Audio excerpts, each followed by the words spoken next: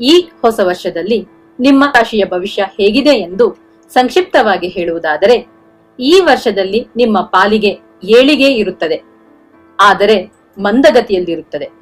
ಹೌದು ಸ್ನೇಹಿತರೆ, ಹಣವಾಗಲಿ ಗೆಲುವಾಗಲಿ, ನಿಮಗೆ ಸಂತೋಷ ಸಮಾಧಾನ ತರುವ ಯಾವುದೇ ವಿಷಯವಾದರೂ ಸಾಕಷ್ಟು ಸತಾಯಿಸಿದ ಬಳಿಕವೇ ಹಣ್ಣು ನಿಮ್ಮ ಕೈ ಸೇರುತ್ತದೆ.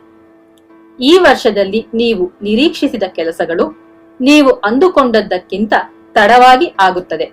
ಆದರೂ ಕೆಲವು ಕೆಲಸಗಳು ಅಂದುಕೊಂಡದಕ್ಕಿಂತಲೂ ವೇಗವಾಗಿ ಮುಗಿಯುತ್ತವೆ. ವರಮಾನಕ್ಕೇನು ಕೊರತೆ ಇರುವುದಿಲ್ಲ. ಮಾತ್ರವಲ್ಲ, ದಿಢೀರ್ ಹಣ ಬರುವ ಯೋಗವೂ ಇದೆ. ಹಳೆಯ ಸಾಲಗಳನ್ನು ತೀರಿಸಿ ಸಾಲಗಾರರ ಕಾಟದಿಂದ ಬಹುತೇಕ ಮುಕ್ತರಾಗುತ್ತೀರಿ. ನಿಮ್ಮ ನಿರ್ವಹಣೆ ಸಾಮರ್ಥ್ಯ ಹೆಚ್ಚಾಗುತ್ತದೆ. ಆಸ್ತಿಯ ತಕರಾರು ಬಗೆಹರಿಯುತ್ತದೆ.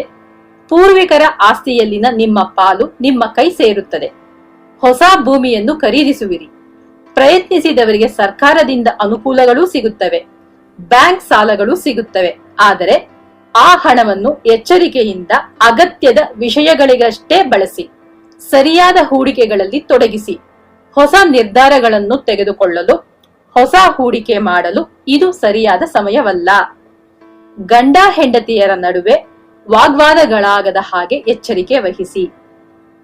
ನಿಮ್ಮ ಖಾಸಗಿ ವಿಷಯದಲ್ಲಿ ಮೂರನೆಯವರು ಮೂಗು ತೂರಿಸದ ಹಾಗೆ ನೋಡಿಕೊಳ್ಳಿ.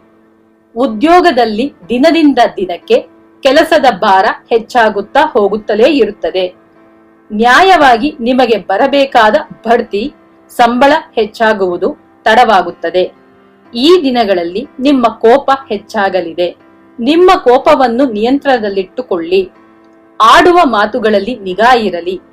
ಕೋಪದಿಂದ ಆಡುವ ಮಾತುಗಳೇ ನಿಮ್ಮ ಜೀವನಕ್ಕೆ ಕೊಳ್ಳಿಯಾಗಬಹುದು. ನಿಮ್ಮ ಗುಣ ಸ್ವಭಾವಕ್ಕೆ ಹೊರತಾದ ಯಾವುದೇ ವ್ಯವಹಾರದಲ್ಲಿ ತೊಡಗಬೇಡಿ.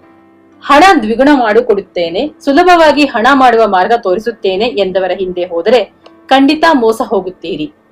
ಮುಂದೂಡಲ್ಪಟ್ಟ ಮದುವೆ ಕೈಗೂಡುತ್ತದೆ. ನಿರೀಕ್ಷಿಸುತ್ತಿದ್ದವರಿಗೆ ಸಂತಾನ ಭಾಗ್ಯವಿದೆ. ಪ್ರವೇಶ ಪರೀಕ್ಷೆಗಳಲ್ಲಿ ಉತ್ತೀರ್ಣರಾಗುವಿರಿ.